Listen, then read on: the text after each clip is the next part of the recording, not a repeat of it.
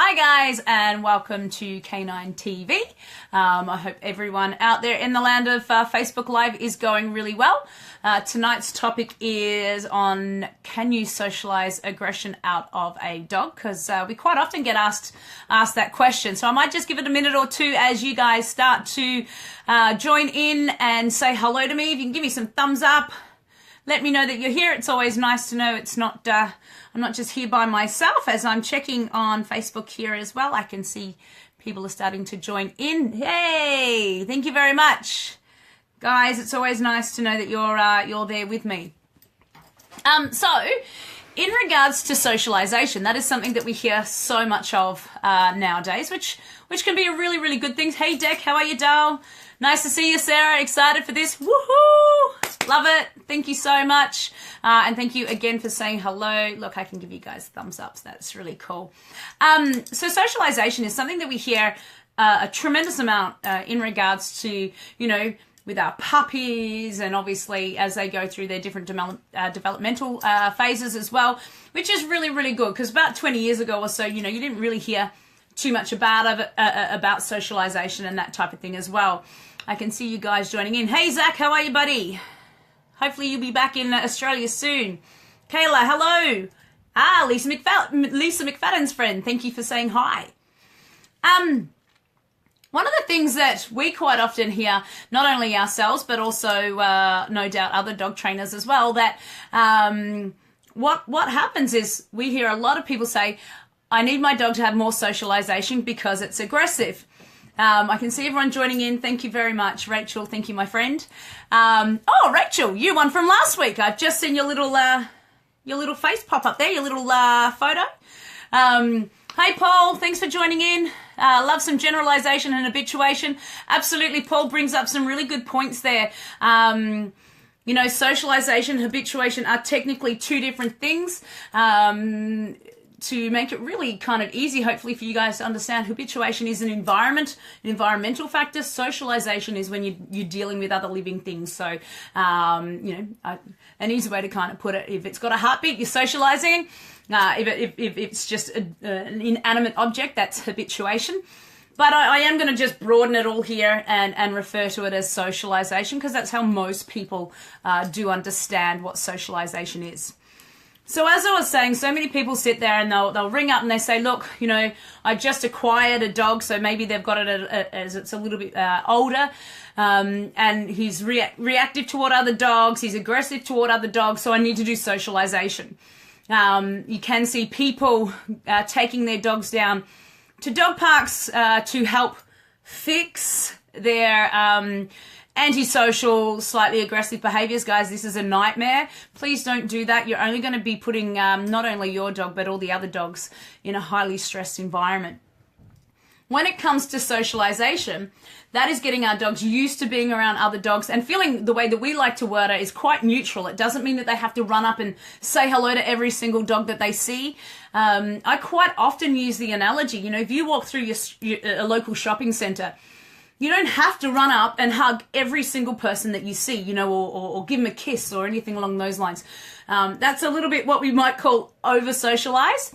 But at the same point, you don't walk through those kind of environments and, be antisocial, bop someone on the nose or something like that. So we're always after nice neutral socialization, where perhaps if you have eye contact, you can sit there and nod, say hello. Of course, if you know someone, that's how you greet. It depends on how you greet, whether you walk up and give them a hug and a kiss, maybe you shake the hand, that type of thing.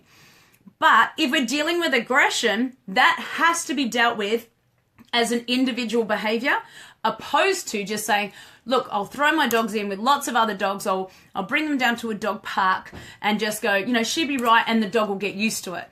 That's one of the biggest fallacies, that we may come across in our industry, that dogs will just get used to it. One of my favorite things to say is dogs don't grow out of things, they grow into them. So if you've got a dog that's got some, antisocial behaviors going on in and around other dogs, it's not necessarily about socializing them more. It's about training them about, in regards to different behaviors that they can display in the proximity of other animals, and also perhaps counter conditioning any preconceived, thought patterns or mindsets that they may have. So a lot of the time, excuse me, a lot of the time, you know, the majority of fear aggression that we may see with our pet dogs stems from fear. And if you're fearful of something and you just get lots of exposure to it, it doesn't necessarily mean that you're going to, you know, enjoy the experience anymore. One of my analogies, and you guys know that I love them, it's a bit like for people that aren't too crash hot on Huntsmans. If you're not, you know, if you're okay with Huntsmans, think of the one thing that might give you the EBGBs. But it's like huntsman training. Just because there's a huntsman always there, it doesn't necessarily mean that you're going to sit there and start to like them. It doesn't mean that you've had a bad experience with one. I know personally, touch wood, you know, to the best of my knowledge, I've never been bitten by one. I've never had one jump at me or anything like that. But they're still not necessarily, you know, my favorite thing to have in my house. So it doesn't mean that I'm going to get used to them. It doesn't mean that at any stage I'm going to walk up and go, hey, Mr. Huntsman, I love your hairy legs. It's great. What we want to be able to do with our dogs is always work on their mindset. How are they feeling in and around the presence of the other dogs? You know, picking and choosing the energy that the other dog's giving off. If your dog's a little bit fearful and you put it into the environment where, you know, let's say, going with a generalization cliche, a boxer, spring-loaded legs, bouncing all over the place, super excited, it's fantastic to be alive. That to your dog, if they're fearful, could actually exacerbate their fear. So reaffirm, going, holy smokes, Batman, that boxer is out to get me. If I draw it back to my example with huntsmans, it's no different for those people, you know, who aren't too crash hot on them. A huntsman that sits still on the wall is a hell of a lot more predictable than a huntsman that starts to run. So, and Scotty from Adelaide, if you're joining in, my apologies, because I know that you really don't like spiders. So, but I know the analogy works. So guys, you just want to make sure that when we're dealing with antisocial and aggressive type behaviors, that you work on that counter conditioning. So counter conditioning is basically, to make it nice and simple, it's changing your dog's perception of something. So if something always good happens in the presence of other dogs, then all of a sudden they will start going, do you know what? Maybe there's nothing to be fearful of here.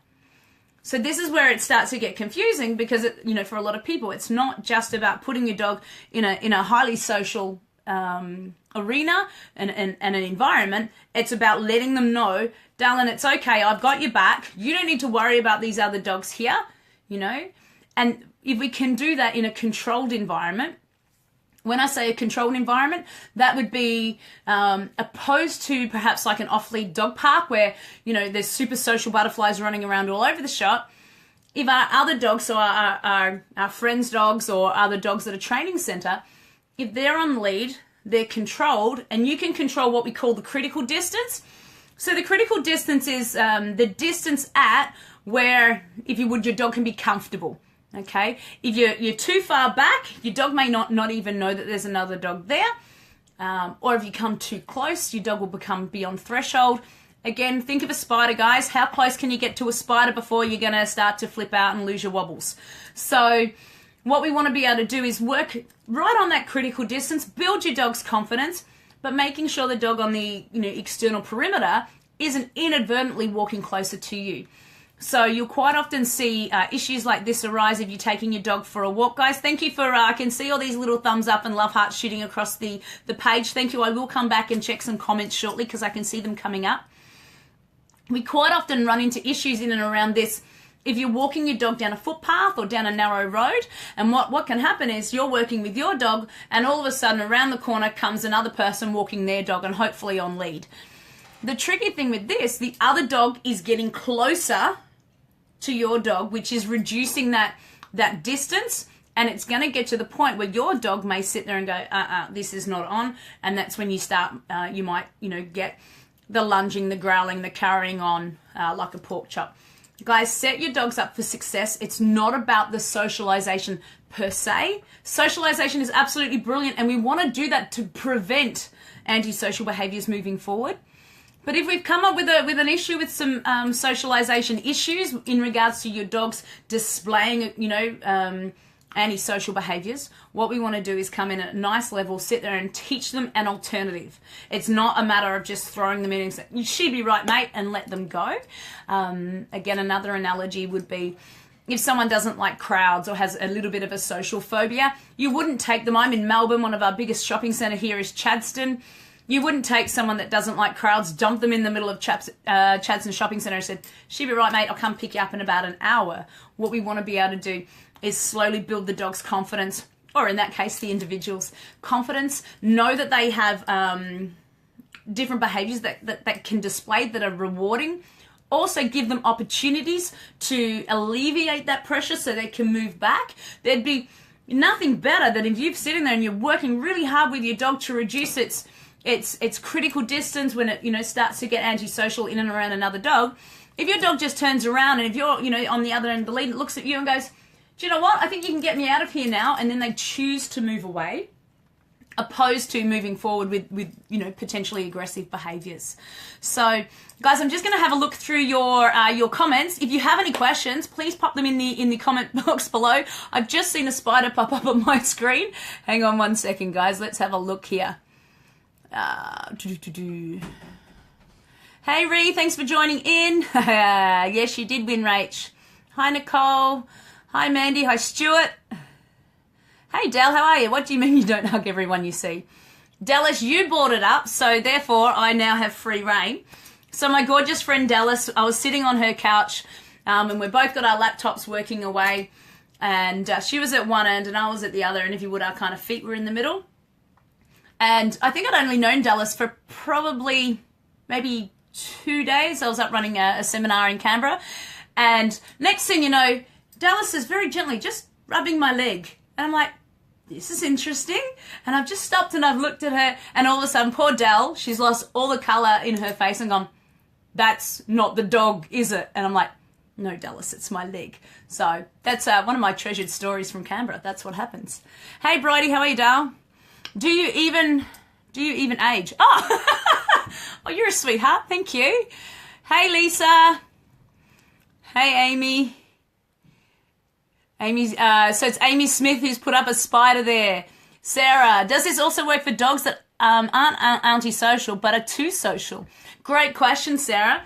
So it still comes down to finding the critical distance. At what point, I would nickname it, and I cheeky say, at what point does your dog sit there and have a brain, and then have a brain fart and goes, oh, it's too easy, I just want to go and say hello to the other dogs. You really want to be working on your obedience in and around that area.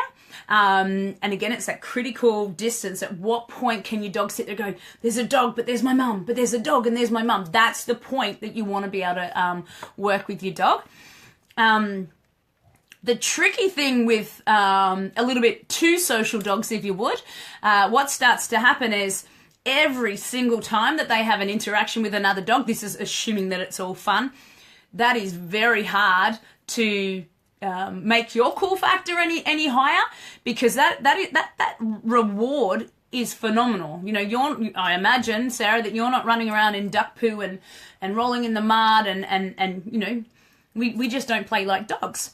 So when dogs have that interaction, and even if you're walking down the footpath and they start to pull on the lead just to sniff the other dog's nose, that has reinforced everything that your dog wants at that point. Now, the difficulty with that is when we start to look at how can your cool factor come up so your dog chooses you over another dog. So this starts to play with your recalls, your engagement, and all of those type of things. And also, we want to make sure that the dog isn't getting frustrated. If we have what we would nickname an an over-social dog, you want to make sure that if you're holding them back, that you're not creating frustration in the dog, which may, not always, guys, but it may then flip into more of a rude, antisocial response. So, Sarah, hopefully that's answered your question. It's definitely working on the obedience and teaching them that, they can be calm in and around the presence of other dogs. They don't always have to, run up and jump all over them and sniff other dogs' butts and that type of thing. Hey, Rodney, thanks for joining in. Lots of pork chops, Mel. Good to see you, my friend. Hey, Sharonica. Paul, my pup, loves human and dogs so much. Yeah, will bark at the sight of another dog. Well socialised, 7 months, trying to work whether it's fear barking or something else. Paul, I'm not sure whether I'm going to be seeing you and your new little fur baby this weekend. A lot of the time, it's not just the bark. If you have a look at what your dog's body language is telling you, you can't, with all of our dogs, you can't just look at one end. So whether it's the tail or the head, you can't look at one end of the dog and go, oh, look, a wagging tail, it's happy, it's friendly. A lot of the times it means that the dog is happy or willing to engage, but what is it happy and willing to engage in? Is it happy and willing to engage in friendly or maybe some antisocial behaviour? And the same in regards to your question, Paul, just because a dog's barking or growling, does that mean that it's in a fearful aspect or the social, is it play? Yeah, and as you said, whether it's fear or barking, it's something else. This is where, if I get the chance to, we're up in Sydney this weekend for an awesome seminar. If I get to see your little man, I know you have access to brilliant trainers up there in Sydney too. Film it, reach out to people. You're welcome to film a little bit of it and shoot it through. That does not mean setting your dogs up for failure, guys. But if you happen to capture a little bit of their behavior on camera, that's where you can go to your trainer and say, look, this is what's actually happening. The video, will give a trainer some really good feedback. If it is fear with a young dog, about 7 months of age, again, counter conditioning. And without going too much into it, guys, this is where food can be your friend. It will not reinforce the mindset of the dog, but it could potentially absolutely have the opposite, where if your dog's fearful of another dog, but every time it sees another dog, it starts to get food, well, that will be the stimulus. It will become the stimulus and the source of good things to happen. So that's a very, very brief description of counter conditioning. Hopefully that's helped, Paul. Let's have a look here. Hey, Kelly, thanks for joining in. Right, Shep, I have a dog walking client that has huge critical distance issues. He's slowly getting better, but it's certainly 1 millimeter, absolutely 1 millimeter at a time. It is definitely, when we're working with our dogs, all set at their pace. So don't rush it, don't push it. Don't sit there and go, well, I've been doing this for a week, so, I'm just going to take them down the park and let them off lead. Or one of the biggest mistakes people can make is they sit there and go, well, I've worked on it for, 2 weeks maybe. So we'll just see how it goes. We'll let them say hello. You want to be damn sure, because if something goes wrong when your dog's meeting and interacting with another dog, that unfortunately it's all going to come back on you, and there's going to be potentially injured dogs. But even if you're lucky enough where no dogs become injured, that will very much reaffirm your dog's belief that other dogs are scary. Because if you sit there and think, oh, look, his tail's wagging, we've been working, we're going really well, I'll just walk him up to another dog and say hello, and something goes wrong in that greeting, all that will do is reaffirm every prior thought, whether it's correct or not. But if they perceive another dog as a threat and, something goes wrong, they're just going to go, yep, this is not on. Kimmy, any tips on learned helplessness and fear aggression as a response? Kimmy, that's a great question. I'd be interested in knowing more in regards to when you say learned helplessness, how that actually presents, just to make sure that I'm definitely on the right page in understanding what you're writing there. Again, fear aggression, that comes into your counter conditioning, teaching your dog some great things, building their confidence. A confident dog is a beautiful dog. It's no different to a person, okay? A lot of people may inadvertently tie in confidence, and think automatically that will make a dog dominant or aggressive or something like that. A confident dog is just one that can feel good, okay? Particularly in the terminology that I use. So I was speaking to my awesome sister-in-law the other day, and I said, I'm doing a Facebook Live, and she goes, oh, that's a bit scary. It's just a confidence level, okay? So a confident dog will certainly, if you can build their confidence, counter-condition their stimulus to the whatever they're being aggressive to. I'm assuming it's another dog. And hopefully, that will be able to help, depending on whereabouts you are in the world, Kimmy, but certainly working with an experienced trainer that knows how to work around this. It's not just yank and crank a dog and using the lead to control them. It's the mindset that you want to be working on mostly. Hey Eva, good to see you again this week. Little Tia, who's always been the littlest friendly dog, has now started barking like crazy and lunging at other dogs. She's now 10 and a half, and has never before been unfriendly, especially hates big dogs. She's a little corgi cross, so scary when she tries to. Yeah, it can be really hard. She's always been really, really friendly, and then what appears to have come straight out of the blue with her new behaviour. I call it a crystal ball. If I look into the crystal ball, I would sit there and say, something has happened that spooked her. It doesn't necessarily mean that another dog has attacked her or anything like that. It's the perception, guys. It's the perception that something else has threatened her or caused her harm or she's scared of. That can be enough to change her opinion on something. So again, that's where I'd be bringing her around because she's a smaller dog. No, it doesn't matter to me the size of a dog. So whether it was a Great Dane or a little Chihuahua or anything that's in between. Anytime I work with a fearful dog, to start off with, I'll be working with a very calm dog. So if we've got little Tia here, who's, on the smaller side with our dogs, and, if she's particularly scared of the big dogs, maybe I'll get a big dog, but a big dog that can maintain and hold a position, so isn't bouncing around like a beautiful boxer, as I was saying before. If it's nice and calm, then it's more predictable and less scary. So again, that's like what I was saying in regards to our spiders before. A huntsman that sits still, we can negotiate and just say, all right, here's the agreement. You stay there until my awesome husband Brent comes home, and he will remove you kindly and put you back outside. But if you start to run, there's going to be some vocabulary fly in this house. Hopefully it makes sense, Eva, in regards to your little one. But yeah, something would have happened in her that's changed her perception of what's going on. I'm assuming all those little laughy and thumbs up were in regards to me waiting for Brent to come home, or the shit's going to hit the fan. Rodney, is the critical distance can it change? Yeah, can the critical distance change with a different environment? For example, ADHD Carly usually has a bigger threshold when she's at Doncaster. Okay, so Rodney here is referring to two different training locations.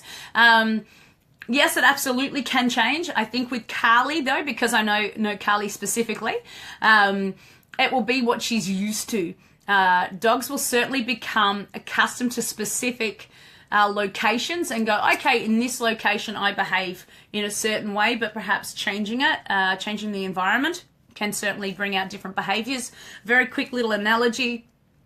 It'd be like having, say, an awesome 6-year-old child that's got pretty good table manners at home, but then you take them to a birthday party, all the manners are going to be going out the window. There's chisels, there's hot dogs going in the mouth, they're talking with their mouth full, they're reaching across, and it all goes a little bit pear-shaped. So it can alter with the environment, but when I sit there and say, if you have the opportunity, anyone has the opportunity to train in multiple locations, and you find that your dog behaves better at one location than the other, don't fall into your human brain and sit there and say, well, she's better at another location, so I'll stick with that one.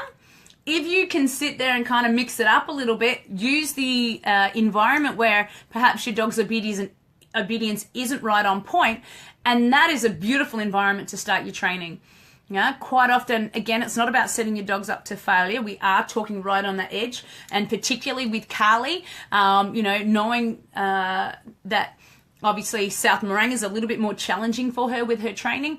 That's where I would be focusing a lot of my training. Doesn't mean that you get rid of the other one, but you just sit there and go, cool, maybe you need to hang back a little bit further. There are also different dogs, higher energy in the class that you're in South Morang as well. So you use that as awesome motivation to train and get your dog to the next level. So hopefully that helps out there with Miss Carly. Nicole, hello, my friend. Yes, I have a massive problem with my cool factor. Yes, I think Coda is getting very frustrated not being allowed to play with the other dogs. The Warrandyte River. For those of you that are interstate, Warrandyte is a beautiful little outer suburb of Melbourne. It has the Yarra River going through it, and it is a haven for dogs. Lots of dogs off lead, even though technically a lot of the spaces are on lead areas. You guys know the drill. And I mean, it's a beautiful place to go, but it is chaos. And the hard thing with that, Nicole, is if you have your dog on lead and every other dog's off lead, because people can't read little signs that say, please keep your dogs on lead or respect that. The hard thing is every single time that another dog runs up to your dog or even runs past and your dog's on the lead and it's pulling out, it just wants to play, that builds the frustration, which, I mean, if your dog's frustrated because it wants to play with the other dogs, unfortunately, anybody's cool factor is going to suck at that point. Warrandyte River is, in a personal opinion, guys, you know, I sit there and say, unless you have your dog at a fairly good level with its obedience and its social skills, it's a bit like a swingers party. It's very hard to gauge what's going on because there are keys being passed around all over the place in regards to the dog's factor. Human behaviour, I don't know, I don't go there often and I never take my dog there for that exact reason, unfortunately. You know, too many crazy, well-intended dog owners and well-intended over-social dogs. So, yes, social spots like that can make it very, very challenging, but make sure you're not setting Coda up for failure. If those other dogs are running up and things like that, you may want to work in a more controlled environment in and around the dog so you can get your obedience there. And then, you know, if that's a place that you want to go and hang out with, you know, you can slowly work on that critical distance and you know, getting down to the river and see how you go with that. Alrighty. A Stafouche. Kimmy, my friend, unfortunately your dog was mauled 7 years ago and since then has displayed some preemptive dominant sort of behaviours toward other dogs. It's very obvious submissive fear aggression, but she will initiate it. Bear with me. But she'll initiate it every time, so guards my other dogs. Well, she definitely tries to play with new mates. Any tips? So sorry for never making it to training. I'll be there next Monday, I promise. All right, my friends. So you've got a few little things going on there. And again, guys, it doesn't matter whether there was physical contact with any dogs, whether there was injury or not. If your dog perceives it as a scary or terrifying event, the mind will sit there and tell the dog how to respond in order to keep them safe in any other similar situations moving forward. I'm not sure when you're sitting there and you're saying that she has displayed preemptive type behaviours. It really depends on the environment that you're putting her in. Again, you want to build her confidence. You want her to feel safe in and around other dogs. And if by chance, again, without seeing her, if by chance she sees when you're out with your other dog, so your second dog, if she's guarding that dog, because it's a whole lot of stress for her, unfortunately. And that's where it gets really tricky, guys. Aggression can be a really stressful a really stressful state for our dogs to be living in. All right. So if you've got a pet dog and it's displaying aggression, that's not a cool place for your dog to be in.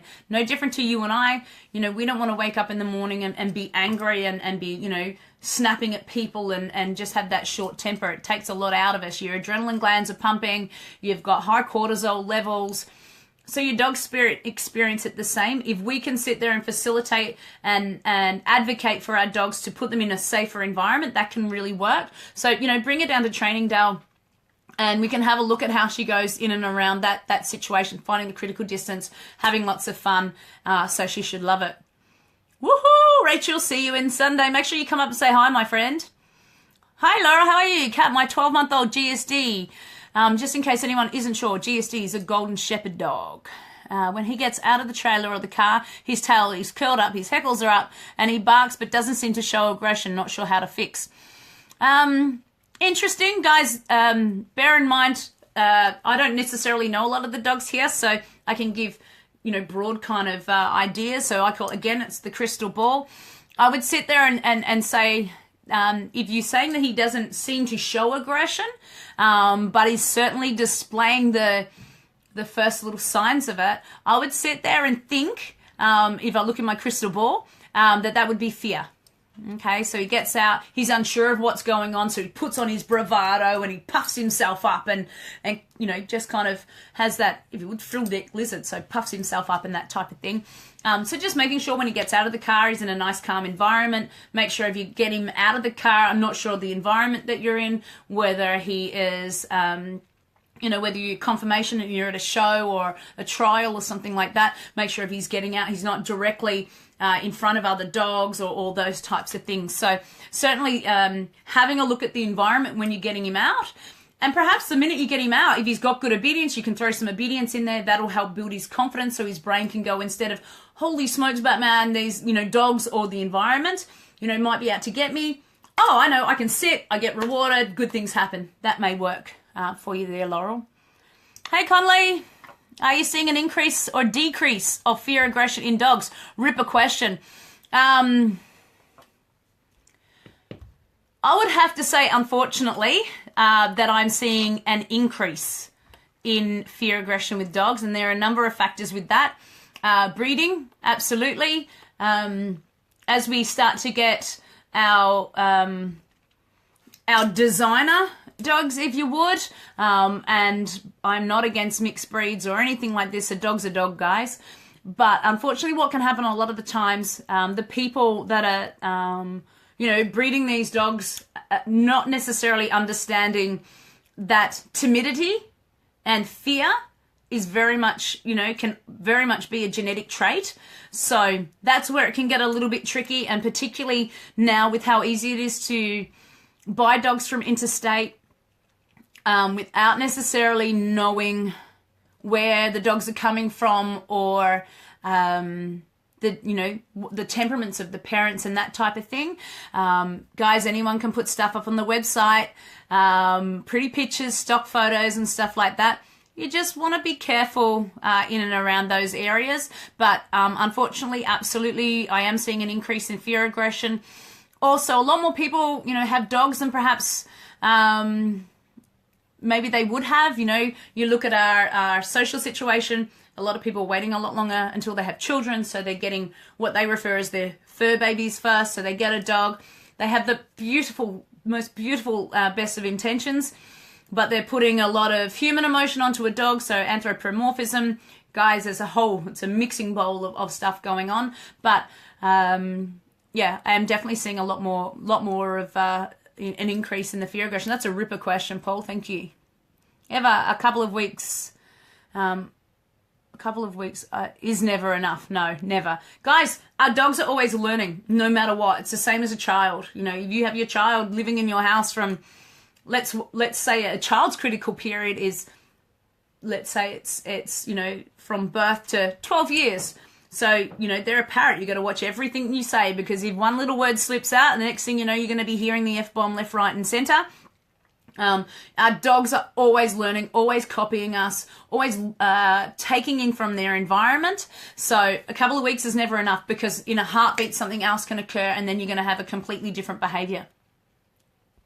Hi, Marie. I have a dog that's owners went into a nursing home and passed away. Oh, bless. Small little pup, 9 years, and will not stop licking everything. It's a really interesting thing. A licking behavior is a self-soothing behavior. That is why, you know, a lot of people will sit there and recommend Kongs and that type of thing as a toy, because the actual licking motion is soothing for a dog. So whether it's licking external things or itself, so a lot of paw licking or that type of thing, some dogs will lick their flank. It's a self-soothing behavior. It's very similar to a young child. If you give them a dummy or a pacifier, you'll see a lot of the time, you know, if they'll be sucking on something, their thumb or their dummy, it helps soothe them. So, you know, if this is a new behavior, I would sit there and say, you know, obviously the dog's a little bit stressed. If it's known its owner, let's say, hypothetically, again, I'm just guessing here, if it was living with its previous owner for 8 years, it would have had its routine down pat, and then all of a sudden it's been, you know, its whole world's turned upside down. So that can be quite stressful for a dog. There are lots of different things that you can look at. Some people have great success with rescue remedy. You can buy that normally from your health food stores. You can get it at some supermarkets, things like that. It's a homeopathic kind of treatment. So there's, to the best of my knowledge, there's no science behind it, but some people swear by it. It's worth doing. It's not going to hurt your dog. A thunder shirt, again, a lot of people have great success with things like that. And teaching her to do stuff. You know, she's 9 years old. She can still do little things, you know, little tricks and stuff like that. And that'll help build her confidence as well. Environmental enrichment, trying to stop that behaviour from occurring. If she's licking external things, furniture, walls, stuff like that, take her to the vet, make sure everything's honky-dory with that. It may be something to do with malnutrition. Again, it's tricky without knowing the dogs, guys. Hopefully that one's helped you there, Marie. Sasha, taken over a year of doing this daily to get my bub nose to nose without a reaction. That sounds fantastic if it's been working well. Again, you know, it's just little bits by little bits, and I hope that Sasha, with your dog, that you know you have a look at the dogs that that your bub. Sorry, I don't know if it's a boy or a girl that your dog's interacting with. And making sure that, you know, that there's never an opportunity for your dog to ever reaffirm in its own headspace that, you know, another dog could be antisocial.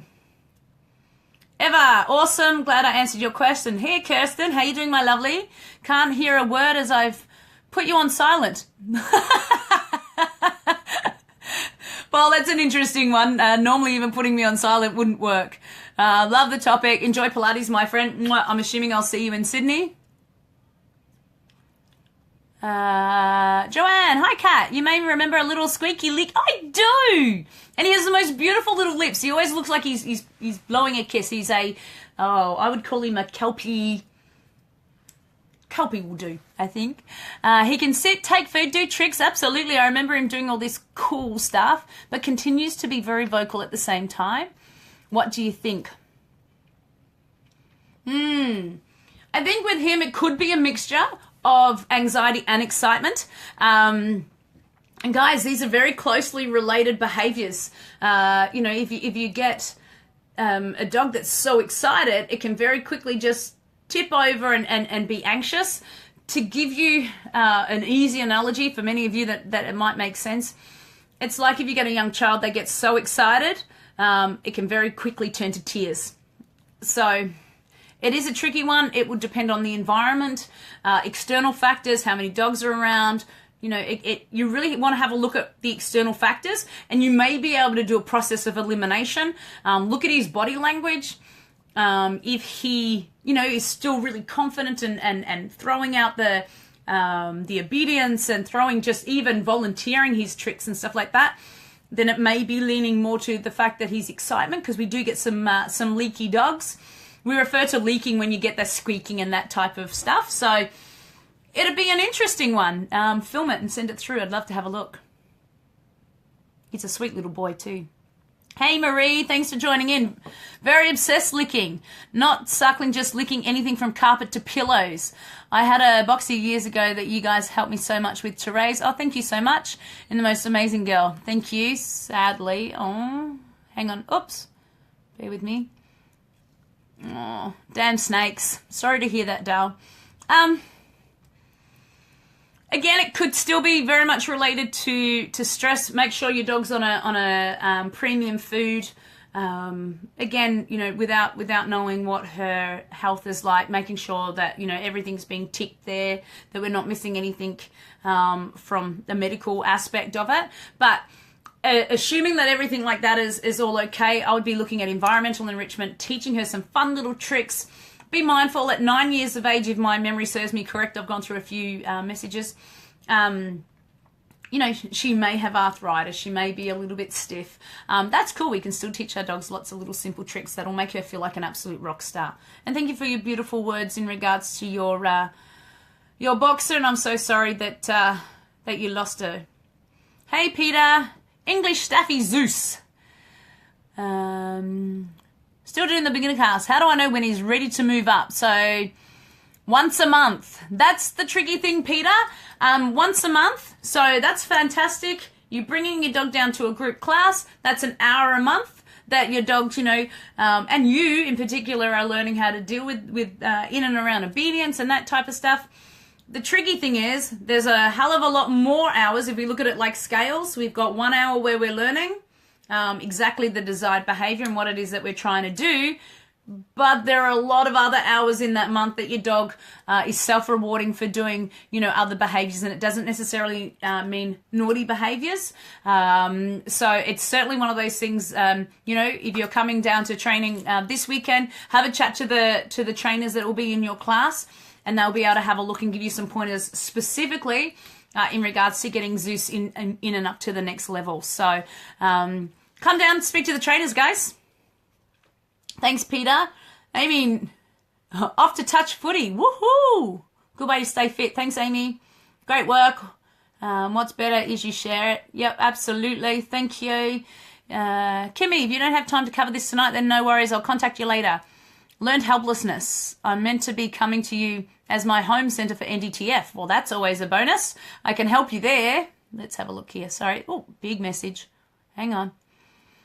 Was asking about this to compare past experience with the new situation that has come up. There was a bit of abuse before you got your dog. Showed extreme fear, disassociation during training, which has resolved. She's doing much better these days. Have recently inherited another dog who has been deeply traumatized and seems depressed, starting to push some boundaries and be a bit naughty. Also, she shows almost lazy but prey-driven aggression towards other dogs. That is definitely a fantastic question that I won't be able to cover off this evening because I'm trying to keep it on track here. But, bring your dogs down, Dale. That's why we're here. That's what dog trainers exist, to sit there and help your dogs. That's the whole point of it. That's what I love doing. I'm obsessed by, helping people understand their dogs a hell of a lot better. And that way I'll be able to have a look and have a good chat in regards to what learned helplessness is, your perception, and what we're looking at as well. So thanks for asking your question, and absolutely we'll see you down at training. Thank you. All right, Marie, Soz, great stuff you do. Thank you so much. Love your feedback, guys. Hey, Johnny, have you seen an increase in clientele with aggressive dogs coming from PP backgrounds coming for help? Thanks, Johnny. Brilliant question. For those of you that don't know what PP stands for, it stands for purely positive. The tricky thing with this, guys, is purely that facet of the training, if you would, that ideology of it. There's a few flaws in the implementation of it, just in the sense that when they sit there and sorry, I shouldn't refer to them as they. When trainers that invoke a purely positive mindset, I would invite them to have a look at whether they are actually having a look at the full motivational matrix. This is going to end up going down a rabbit warren, guys, so I'm going to try and keep it nice and short. Our dogs need boundaries. They need to understand the rules. It's the same as our behavior. You have any social animal, we need to have social structure, which is we know what we can do, and also that there will be a consequence if we don't comply. An easy analogy is traffic lights, guys. They alleviate so much stress. Whilst we may curse them because they can hold us up, we may curse them because we may slightly run a red light and get a fine. At the end of the day, you should be driving, and if you get a red light, you should be thankful for it, because that's stopping you from getting sideswiped. There are 3 reasons why we should like red lights. 3 reasons I should say why we stop at red lights. You get a fine, you crash, or you die. And the sheer fact that a simple little colour, when it pops up in front of you, tells you to stop so you can avoid those things is absolutely brilliant. So yes, unfortunately, if parameters are not put in for dogs, if they're not taught what they can versus what they can do and also what they can't do, it creates a heck of a lot of stress for our dogs. I'm very much an advocate for positive reinforcement. I think it works brilliantly for our dogs. Guys, that's why you think about why you go to work. You get your positive reinforcement in your paycheck, or if you're a volunteer, you get your reinforcement in the sense of contribution. So, but there has to be rules, there has to be boundaries. It alleviates stress, and it just makes for a much kinder, easier social structure. So, Johnny, that is a Awesome question. And thank you for asking it. And I can't go massively down there because it's a rabbit warren of a question when I'm talking about socialization. But absolutely, you can certainly see increased just overall obnoxious behavior from dogs that don't have those boundaries put in place, whether it's aggression or just obnoxious turdy behavior. So thanks, Johnny. Thanks for asking, Dale. Hey, don't be knocking fur babies. Yeah, well, you can have your fur babies. That's cool. I've got an amazing, awesome, sexy dog. So thanks, Eva. Savannah, border collie pulling on the lead. He's 2 years old. When it comes to that type of thing, you'd want to know where the reinforcement is. If your dog's pulling on the lead, I would have a look into my crystal ball and think that there's lots of external rewards. Not quite in regards to socialization, so I'm going to have to rein that question in a little bit. But guys, it all comes down to training. You know, your dogs will always display behaviors that they find a reinforcement for. If they can find a reinforcer in it, they'll continue to do it. The real kicker and the catch to it is to identify what they're finding reinforcement in. To give you an example, if you can think of or imagine someone that is struggling with drug abuse, I don't think that there's a person in the first world that could argue that that is a good habit. But if they're having an issue with drug addiction, there's always a reinforcement for them, okay? And that may be that they get to dull down an emotional pain or something like that. So when it comes to your dog pulling on the lead, there's a reason for it. The dog's being highly reinforced for it, and also potentially hasn't been taught how to walk on a nice loose lead as well. So that's where training will come in handy, Dale. Hey Diamond, how are you, Dale? Awesome video so far. Thank you. I have a question about my oldest husky. I am smirking. I know Diamond, and she's got some awesome huskies. And now she's got a Rottweiler, so there's a little bit of bias toward perhaps one of her dogs, but I'll pretend it's not there. Do you think there are dogs who are typically known to be bullies rather than aggressive? Good question. Bear with me. I'm just having to open it right up. I know my husky, when placed in a situation he doesn't like with another dog, on or off lead, he will stand over other dogs and stare them down, but nothing comes of it. He just walks away. Is this possible onset of aggression? Oh, that is a brilliant question. I think in regards to Kaiser, at this point, I would say he's really, really lucky that he hasn't had another dog that has told him to pull his head in. And if the other dogs will naturally sit there and go, okay, cool, buddy, you wanna do that kind of behavior and give him a bit of a leave pass, I would sit there and say that's probably why nothing has occurred. If you put him in a situation with a very confident and more dominant dog, doesn't matter male or female, they may very quickly turn around and tell him to pull his head in a little bit. And if he doesn't pull his head in, that's where you're going to have a bit of argy-bargy and be very, very careful with that one. Yes, absolutely, dogs can be bullies, no different to people.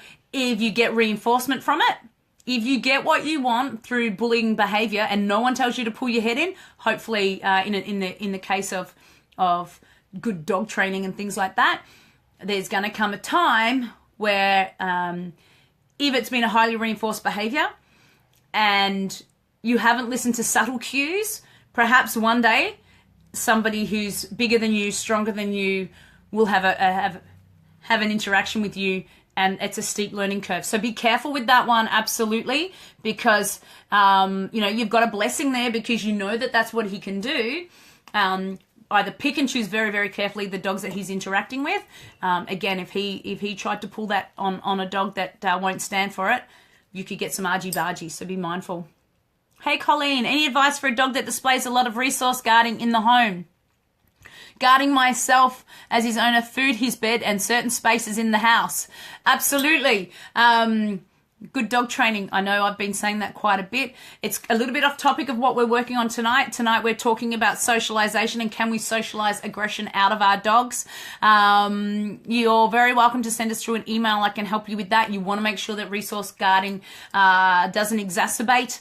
There are the very first episode of K9TV was on food resource, food guarding. And also there is a video, the thumbnail is a picture of a little dachshund called Resource Guarding. Watch that video first. I think it goes for about 8 minutes. And then the first episode of K9TV is where I go through that and break that down. Hopefully that'll give you some good pointers. Tread very carefully and always ask for professional help with that one. You want to make sure you don't get bitten. And again, anytime you inadvertently reaffirm his fear, that behavior will continue to develop. Hey Simone, 2 female staffy in our household, 9 and 5. Whoop. That we can put together as one will try to kill each other. Please help. That, my friend, unfortunately, is where you absolutely need to have a professional, skilled, and qualified dog trainer come and help you. The sheer fact that, you've got one dog's life at risk, and plus the other dog obviously going through immense stress, thinking that that's okay behavior. Absolutely, there is no other way other than getting someone that is skilled in this area, be asking the questions, have they worked with these types of dogs before? There are very well-intended dog trainers out in the world that will call themselves aggression experts. You want to make sure that they can back it up because, you've got a dog that is in trouble. So, yeah, reach out, ask. I'm not sure what area that you're in at all, but definitely get onto a damn good dog trainer. And guys, sometimes 2 dogs just aren't meant to be together. So, it's a tricky one, but absolutely you need to get a good dog trainer now. Thank you. Marie, well, that makes so much sense. Thank you. Give my advice a go. Awesome, Marie. Thank you very much. Savannah. Hi, Christy. I have two border. I'm not sure who Christy is. I'm Kat, but that's okay.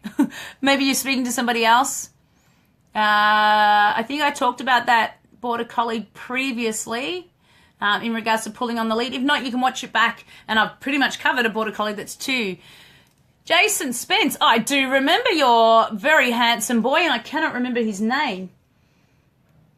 Oh, I know I've got a picture of him though, still on my computer. Bear with me 1 second. Just trying to open this up. Here we go. Good with other dogs, but done minimal stuff with other dogs since. Is an absolute charm with the kids, etc. But how would I reintroduce him to other dogs? Jace, come down to training. Honestly, bring him down. Let's see what he's like. It's a controlled environment. All the other dogs are going to be on lead. We can see how he goes. We're now on the Lakes Boulevard on a Saturday morning in South Morang. Come down. We'll see what he's like. And if he's rocking it and still being an absolute awesome rock star, then, potentially you should be okay. Again, in a social situation, there's 2 dogs. So it's not only him, but it's also the other dog as well. It's going to drive me bonkers until I can remember his name. I know he's red and white. So, yes, certainly remember you. Thank you for dropping in and saying hello. Joanne, awesome. Thank you. Trying to film it. That'd be great. Kimmy, thank you. Thank you, my friend. Thank you, everyone, for joining in. Oh, wow. I put Benson through this and it took a while to change his behavior. He now responded, maybe, to stop. Awesome. And suck a bad training method? Not sure. Thanks, Eva. Gotcha. Such a bad. Yeah, absolutely. Johnny, brilliant analogy. Thank you very much. That was a great question also in regards to approaches of dog training. Guys, you can't put a square peg in a round hole. You've got to think, outside, take those blinkers off and find the shoe that fits your dog. Find what's going to work. Keith just shared my video. Thank you very much. Hope you enjoyed it. Diamond, beautiful red light example. Thank you very much. Hey Trish, how are you, Spunky Monkey? I'll see you this weekend, hopefully. Johnny, how much influence do you think a strong obedience regime will influence the progress to overcome dog-to-dog aggression? Ooh, that's a good curveball of a question. Again, it will vary on the individual dog. When you say strong obedience regime, I'm not sure how to interpret that, whether that is that your obedience is really, really good and proved, or when you're saying a strong obedience regime, are you referring to a very strict kind of structure? Either way, what we want to be able to do is make sure that the dog is confident in what it can do. So lots of teaching of behaviors. Can it heel, drop down, whatever your command is? Teaching it lots of things that it can do. Teaching it avoidance or escape behavior, so it knows how to remove itself opposed to coming forward. If your dog understands absolutely what is expected of it, then we should have a much better result in regards to reducing any aggressive behavior. It doesn't necessarily mean that it's going to overcome it. I've worked with many a dog that will never be friends with another dog. But the beauty of it is I can see them when they're, they can hold a position within 1 meter of another dog, and they know not to react antisocially. Okay, they'll sit there, they'll hold their sit or their drop, whatever the command is, and let's say there was a dog here and they don't like it, well, they'll just sit there and go, I'm not going to look at you. Okay, so I wouldn't necessarily say overcome. That's a big statement to make, but absolutely having a great training regime where your dog is enjoying it, feeling confident, knows what to do, knows its boundaries and parameters. That's certainly a recipe for success with that one. Great question again. Eva, when are we in Brisbane next? Not sure just yet. Maybe we'll have to get up there soon. We're always going to Sydney or Adelaide or New Zealand. Maybe we'll have to get up, or Tassie. We'll have to get up to Brisbane soon. Hey, Chris, Mr. Mac, it's a pleasure to walk. And thank you, my dear. I've still got a photo of Mac jumping over the A-frame with his beautiful long locks flying. He's a rock star. Thank you. Good to see you too, Dal. Ollie, thank you. It was going to drive me bloody bonkers. I was speaking about Ollie before.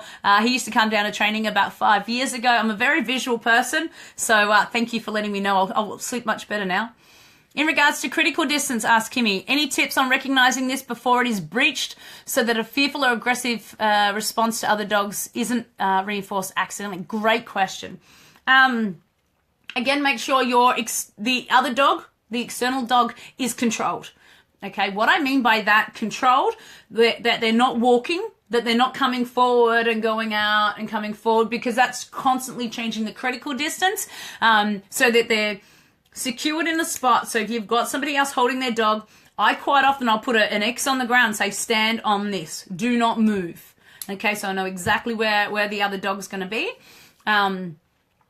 Potentially, if you need to, you could have a cyclone, like a wire fence between you. I'm not sure who you'll have to help you with this. But basically, and sorry, just to clarify, you still want to work at the distance when you put the fence there. I have that there, what I call the holy shit preventer. Just in case something happens, at least the fence is there to stop anything bad from happening. It doesn't go, fence, we'll just walk our dog straight up. And what you would be doing is very slowly. And when I say slowly, I'm always referring to fairy steps. Okay, it's not, I will do 5 meters at a time. Really, really slowly. If you've got some high value food, or if your dog loves a ball, have a look and see what happens when your dog sits there and starts to go, do I choose the food or do I choose the dog? Okay, that's a very brief description. It's hard training dogs over a Facebook Live event like this. But hopefully that will help, again, finding a really good trainer in your area that understands critical distance, understands fear aggression, that can counter condition. It's not just, put a dog, in the position and use a correction or something like that. It's about teaching your dogs better alternatives. So it's right at that point where they sit there and go, they're not too sure which behavior they're going to do. Okay. If I use a spider analogy, a spider that runs on a wall is well within my critical distance. I don't like that and I don't handle it well. If it sits still, I can sit there and I'll just keep an eye on it and go, okay, you stay there and I'll stay here and we can work with that. But the minute it moves, I'm beyond threshold. Hopefully that one's helped you out a bit, Kimmy. Hey, Jace. Should I bring my 5-year-old daughter as well? Would it be beneficial? Good question. Guys, we get asked this question quite a lot in regards to having children come down to training. I think to start off with, particularly with Ollie, and I think having dogs in and around children when they're supervised is a beautiful thing. But just due to your previous question with Ollie, at this stage, I'd probably say, maybe not to, only because we want to be focusing on Ollie. And, you know, if your daughter comes down, she needs to be having fun and a great time. But our priorities will be, purely focused on him at that point. So maybe you can just sneak away without her knowing and just bring Ollie down. Just at this point, I wouldn't be bringing her down, only because, as all kids do, they want to help, they want to get involved, and, you know, when they're of the younger age, it can be a little bit challenging, not only as a parent, but particularly when there's lots of other dogs around also. Kimmy again, thank you. Or useful ways to counter condition exposure to other dogs without accidentally reinforcing the fear. Two things with that. You cannot reinforce the fear with the food. So if you're using food, it's not going to reinforce fear. The only way you're going to be reinforcing the fear is by coming within that critical distance. Okay? It is the other dog that will be creating the fear. Yeah? And the other dog, even by moving, by jumping, by barking, anything like that, is going to be what reinforces, or should I say, reaffirms your dog's fear. All right? So definitely using things that your dog likes. You want your dog to be having fun in the proximity of others. Absolutely. I'm just trying to think whether we've put anything up on our blog. Go through and have a look at some of the other K9TV episodes, and no doubt there's something on the blog, but absolutely it's working just at that critical distance. If you come too close inside that critical distance, that will reaffirm your dog's fear. That's what we want to avoid. Thank you. Hi, Susan. Nice to see you too. I hope I can get Moose to obedient enough to be next to other dogs and ignore them. Loads to work on. Absolutely, guys. It's always, a huge kind of goal and something that we're all working on, so you can actually not only enjoy the company of your dog, and particularly when you've got a big buff head, but have your dog calm and relaxed as well. Remember, they're stressed to display that behavior. Dogs don't wake up and go, all right, let's go and be reactive and act like a turd to other dogs. So if you can alleviate that stress, that's exactly what we want. Hey, Shelby. Aha, awesome. Thank you so much for your feedback. This is really awesome, constructive information. Thank you, my dear. Johnny's back. Do you have any ideas on the behavior of dog aggression when there's a fence between the two and the dog may not be in the same distance display? Ooh. And the dog may not be at the same distance. A lot of the time, when it comes to fence fighting, it's a self-reinforced behavior. If it's a backyard, a lot of the time it may not matter where the other dog is. The sheer fact that you can rush up to a fence and bark, your neighbour's dog's going to come out. There's a video that pops up on my Facebook feed every now and again, and it looks as though it's in Southeast Asia, and there's a sliding gate. It's just a steel gate. And there's two dogs like, rah, rah, rah, rah, rah, as the gate's slowly opening. And then the gate disappears and the barking actually stops. So I'm sure someone will have seen that, if not yourself. So it really does depend. It can alter so quickly because it's a highly reinforced behavior. If you take your dog for a walk, right? Anyone takes their dog for a walk, and your dog knows exactly the fence that the other dog's hiding behind. Or they know which one of your neighbours has a cat. So there can be so many different variables in that, and I can't give you a clear-cut kind of answer because the fence will become the stimulus that means the other dog's coming, if that makes any sense. Hopefully it does. Great question again, Johnny. Kimmy, you're the best. Thank you so much for letting us pick your brain. Thank you so much, Kimmy. That's awesome. I love your feedback. Tamara, I believe that's my little dragon. It is indeed. Hello, my friend. I met Tamara and Sparkles, or my mini dragon, when we were over in Adelaide. She was a little rock star, brilliant example of, a dog that came in with a little bit of fear. And she dealt with it beautifully. We did some great confidence building, and she just came away. I think she did K9 Carnival, so that's with Scott McGuinness over at in Adelaide. So if you haven't jumped on and had a look at that, it's very much worth doing it at K9 Connect. Again, it's all confidence building. So thank you for saying hello. Why would my dog bark at other dogs when on lead with my wife but not with me? Thanks for your question, Kevo. It may, again, crystal ball, It may be that your dog feels a little bit more confident with you. And perhaps, when walking with your wife, doesn't quite feel as confident. And that's where, again, just looking at the dynamics of the relationship that you have with your dog, that your wife has with your dog, and the confidence levels there. So that can certainly play a big part. I know myself, I can work with dogs and people will sit there and say, oh, my dog might be really rude or jump up or quite obnoxious with its behavior or even quite aggressive. But because I'll sit there and adjust my behavior accordingly, if I need to stand up and give more kind of assertive energy, and this doesn't necessarily mean I need to stand over a dog or try to intimidate or anything like that. It's just hold my presence a lot clearer. That a lot of the times that can give a dog more presence. And more confidence in and around that as well. If I'm working with a really shy or timid dog, then I might come a little bit, softer in my body language.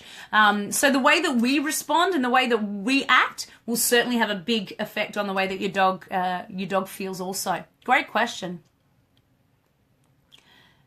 All right, Kelly, you talked about using obedience cues to give the dog confidence. What are your top behaviors?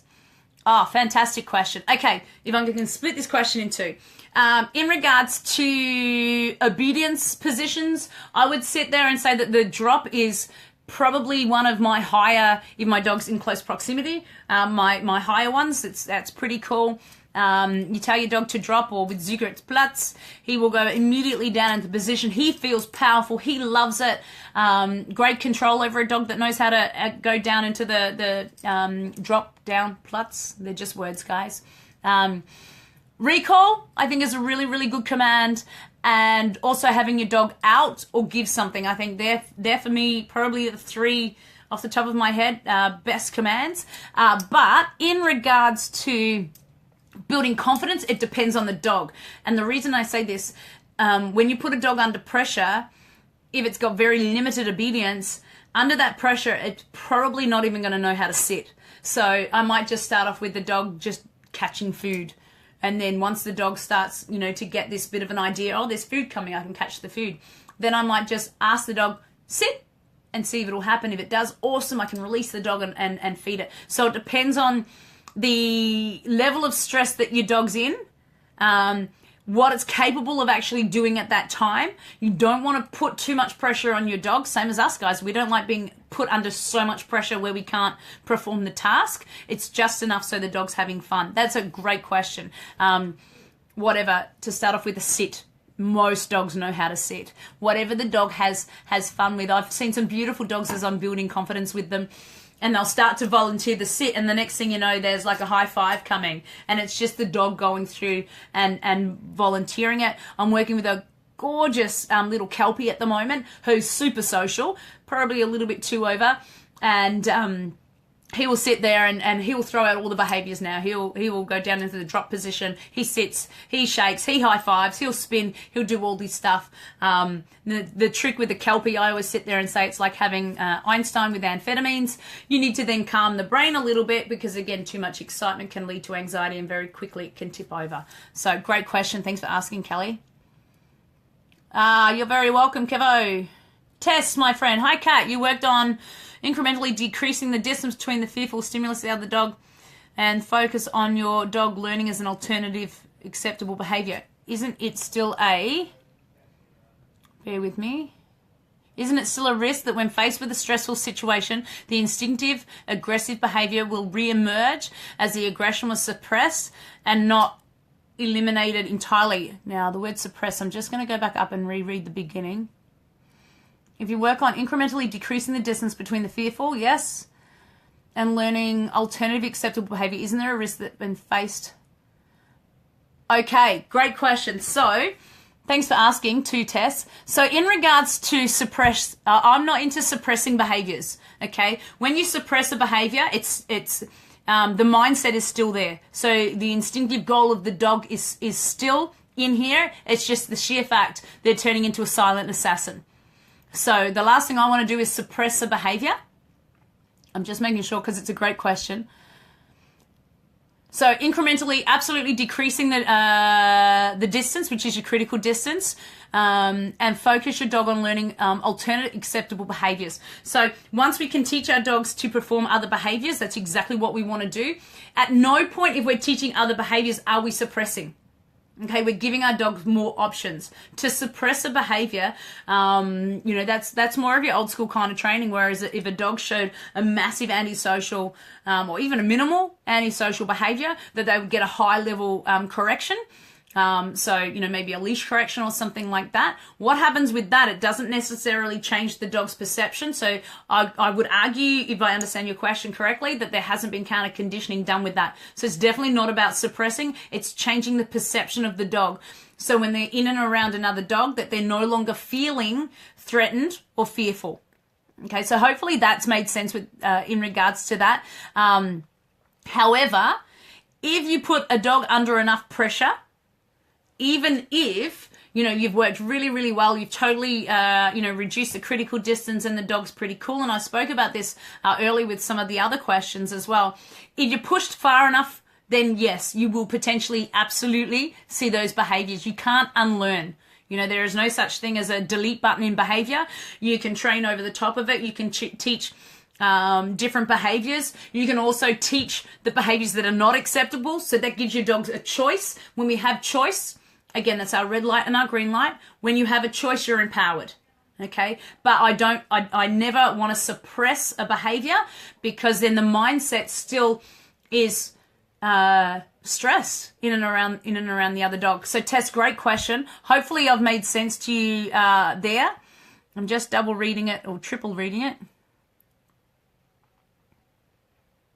So yeah, not about suppressing. If you suppress it, absolutely the behavior is still going to be there. With counter conditioning, if you put too much pressure on the dog, yes, it will revert. An analogy again would be if you look at someone that has done a fantastic job and coming clean with drug addiction or something like that. If you put too much pressure, and to the point where it's ridiculous, there is a high probability you're going to get a relapse. Hopefully that makes sense, Dal. Oh, Susan, I don't think anybody else has dropped out. Hopefully you've jumped back. Guys, you can always watch it back, and we do share these on YouTube as well. So if you haven't already, make sure at the end of this, you can jump onto our YouTube. I'll pop a link up for you guys. Jump onto our YouTube. You can subscribe there. So that way, if by chance you miss any of our videos, that you'll definitely hear anytime that they go out or we post them. Great answer. Thanks, Kelly. If you're working with a dog who was attacked by another dog and now shows leash reactivity when meeting other dogs, and you don't have access to a known control dog, is there any way I can help? Bear with me as I open the question up a bit more.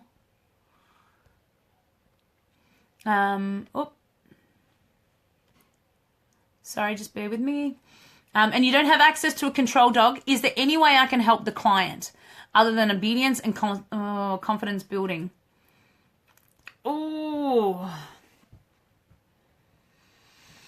that is a big challenge, because the whole thing is you need to work with another dog in order to work with that. It's, with the behavior. If you can't get access to another controlled dog, then pretty much all we're doing is avoiding the crux of the situation. Try and get creative. I'm not sure whereabouts you're located, Kelly, but the only way that you're going to seriously, be able to work with this behavior is have control dogs and environments. That also needs to change, because at the end of the day, if this particular dog becomes familiar with, let's say we've got a Maltese Shih Tzu and our control dog is a Staffy, then, if we work with it really, really well, our Maltese Shih Tzu may become really, really cool and cruisy with Staffies. And if this is a black-coloured Staffy, then it may only be black-coloured Staffy. So we need to constantly be changing up the variables and also the environment, so the dog doesn't think that it's in this location that other dogs are okay. It's walking down the street, on the ovals, hopefully not off-lead, just to clarify, in parks, down the street at cafes and all of that type of thing. Very, very difficult if you don't have access to it. Unfortunately, try and get creative, reach out to people in your local area. And again, make sure it's controlled and not well-intended people that'll go, I will just give it a try and see how they go. Thanks for asking, Kelly. Lucy, good example is someone who has worked on reducing a stutter, but a stutter emerges when highly stressed. Beautiful, fantastic example. Absolutely. You know, all of our behaviours will have those little relapses, if you would. So, great example. Thank you. Christchurch. Oh, I can't see your profile picture. I'm not sure if I've met you. Tevra Dog Training in Christchurch. Tevra. Get onto Tevra, and Janice will certainly be able to help you out with a control dog. Okay. If you have any questions about how to get in contact, I know that they're on Facebook, but get onto them. They'll certainly be able to help you out with a control dog and get you rocking. There's some good dog trainers in Christchurch. So kia ora to all my Kiwi friends. Guys, we met at the recent there you go. Thank you. Tevra, Tevra. Get on to Janice. She's a good egg. And we'll be more than happy to help you out. I'm not sure what part of Christchurch she's in, sorry, but I know she's there. Absolutely, any hassles or whatever. Let Janice know that I sent you her way, and if you guys need any help or support, I'm more than happy to hang out and have a chat. Janice, I nickname her, she's my mama bear. She's a good egg.